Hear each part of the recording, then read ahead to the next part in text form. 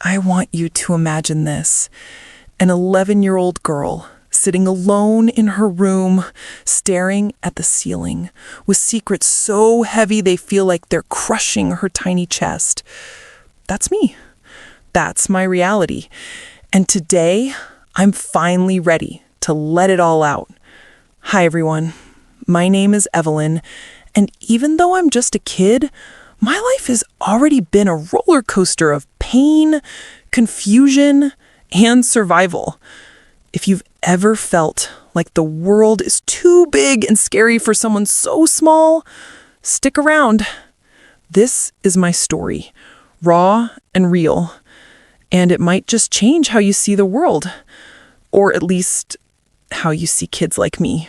These stories are based on real-life incidents. Names, locations, and certain details have been changed to protect privacy.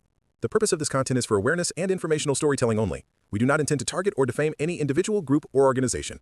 Let me take you back to the beginning, or at least as far back as my memories go. I was born into what seemed like a normal family, but cracks were forming even before I could walk or talk properly. My parents divorced when I was only 3 years old.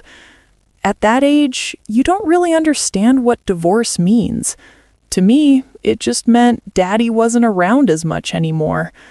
We'd go from one house to another, and I'd cling to my stuffed animals for comfort because everything felt so unstable. Mom would cry a lot, and I'd try to make her smile by drawing pictures or singing silly songs. But deep down, I always wondered why. Why did they split? Was it because of me? Kids blame themselves for stuff like that, you know. It's like our brains are wired to think we're the center of every storm. For years, that question haunted me. I'd ask Mom sometimes, but she'd just brush it off with a sad smile and say, "It's grown-up stuff, sweetie."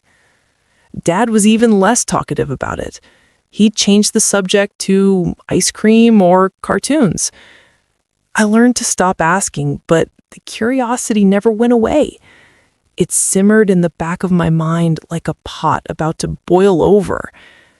And then, just yesterday, yeah, you heard that right, literally yesterday, everything exploded.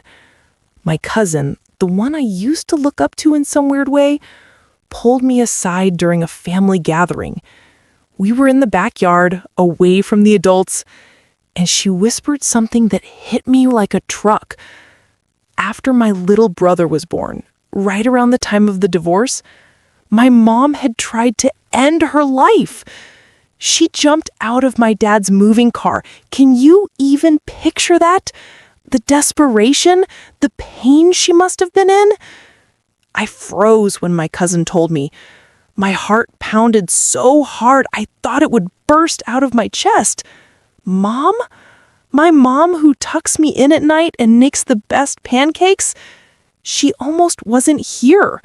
I almost lost her before I even knew what losing someone meant. I'm still processing it all. It's like a puzzle piece I didn't know was missing, just slammed into place.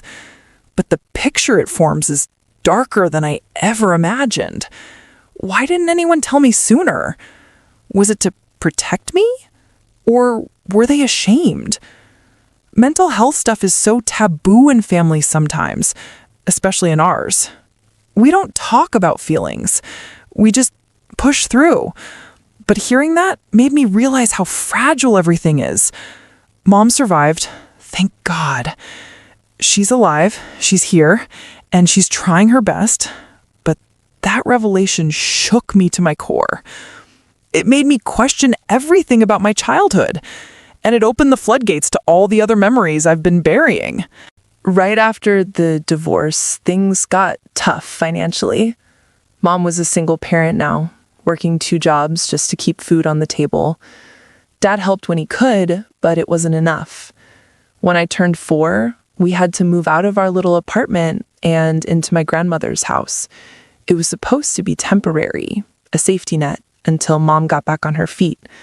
But temporary stretched into years. Grandma's house was in a quiet suburb, the kind with picket fences and kids riding bikes on the street. From the outside, it looked perfect. Big backyard, cozy porch swing. But inside, it was chaos. The house was already packed. Grandma, my aunt, my uncle, and my 2 cousins all under one roof. Adding me, Mom, and my baby brother made it feel like a sardine can.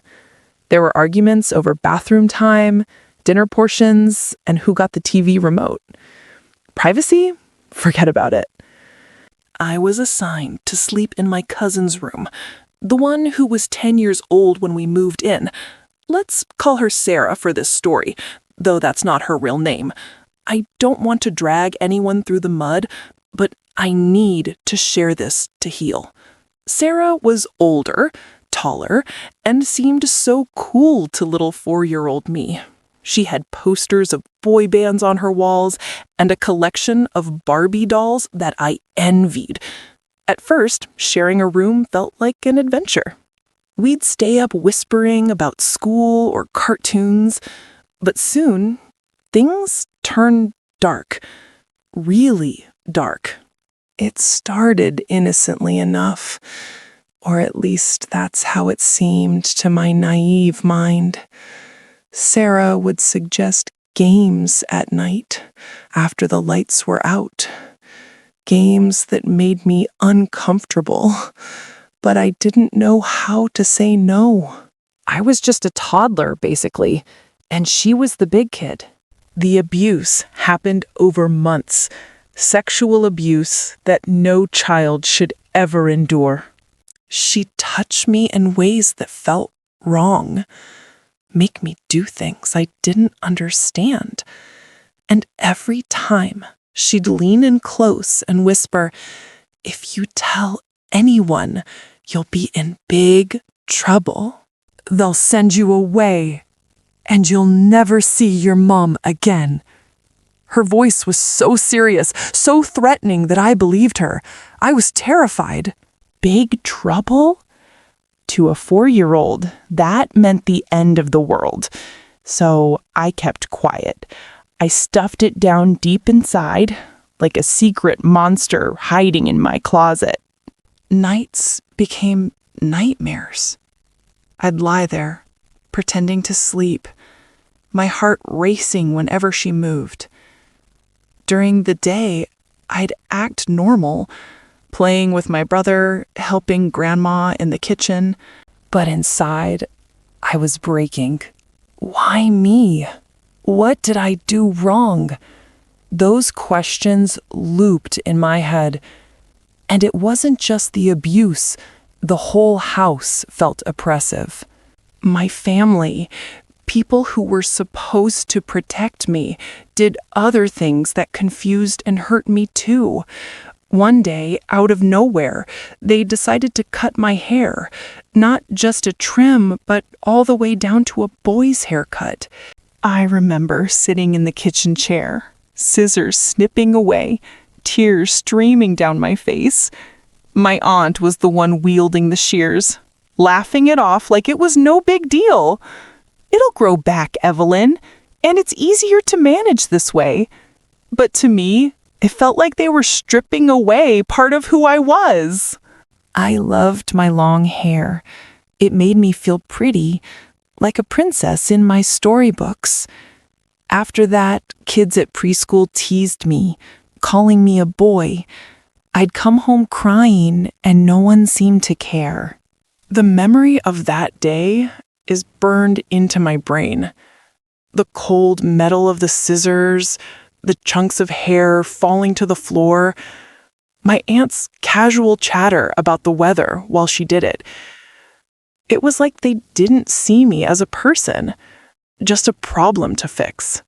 Living in that house changed me. I became quieter, more withdrawn. School was my escape when I started kindergarten at 5.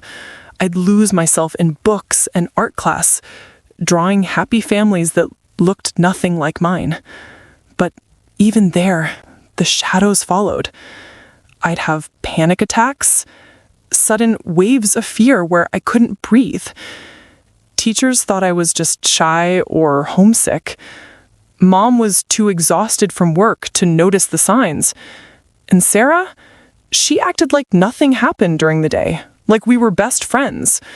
It was this twisted double life that made me doubt my own sanity. Was it real? Did I imagine it? No, it was real. Too real. As the years went on, we stayed in Grandma's house longer than planned. Money was tight. Mom was saving every penny for our own place. My brother grew from a baby to a toddler, oblivious to the tension. He'd babble and play, bringing some light into the darkness. I protected him fiercely, making sure he never ended up in situations like mine.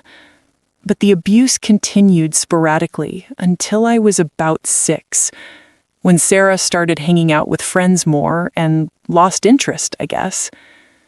By then, the damage was done.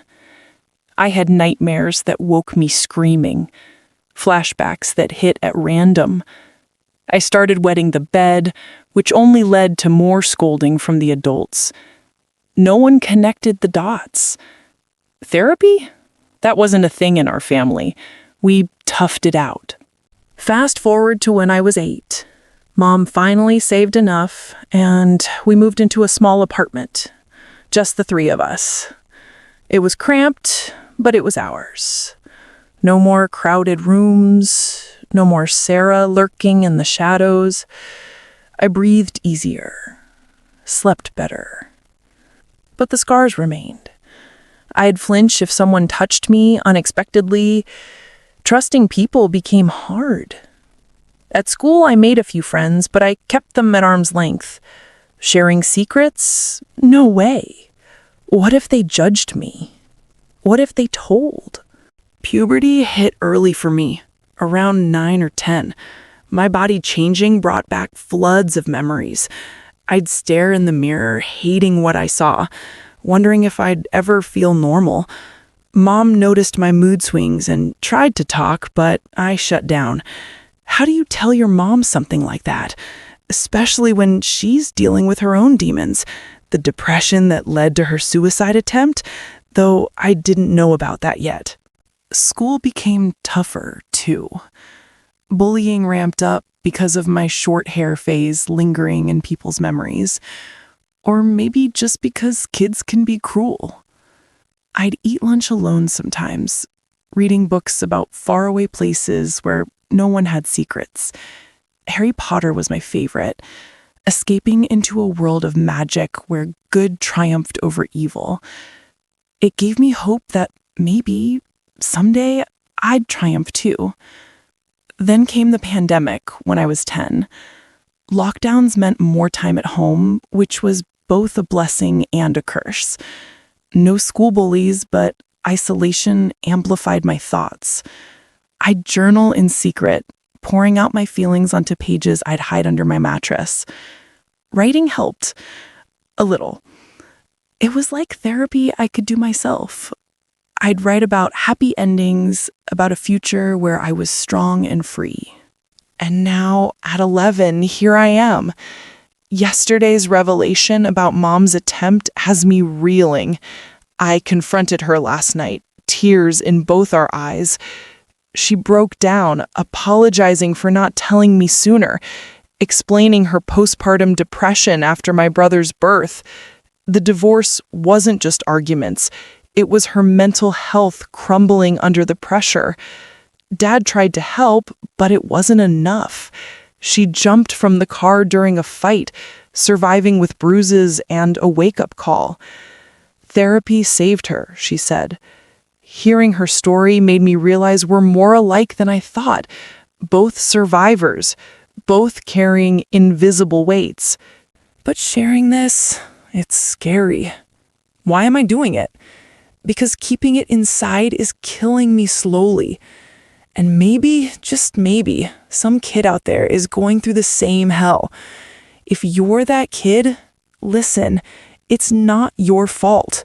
You're not alone. Tell someone, a teacher, a hotline, anyone. I wish I had sooner. As for my family, things are complicated. Sarah, we don't talk much now. She's a teenager, dealing with her own stuff. I don't hate her, I pity her. Maybe she was abused too. Who knows? Cycles like that repeat if unbroken. My aunt and the haircut, she probably thought she was helping, but it hurt. Grandma's house is a memory now, one I visit but don't linger in. Looking ahead, I want to be a writer or a counselor when I grow up, help others share their stories, heal their wounds. Mom's getting me into therapy soon. Finally. My brother's my little buddy, innocent and full of joy. Dad's more involved now, taking us on weekends. Life's not perfect, but it's mine. And by sharing, I'm taking back control. If you've made it this far, thank you. You're part of my healing. Remember, even at 11, your voice matters. Speak up, be brave. I'm Evelyn, and this is just the start of my story. Whew, that was heavy. If you're struggling, reach out to resources like the National Child Abuse Hotline at 1-800-4-A-CHILD or RAINN for sexual assault support. Take care of yourselves out there.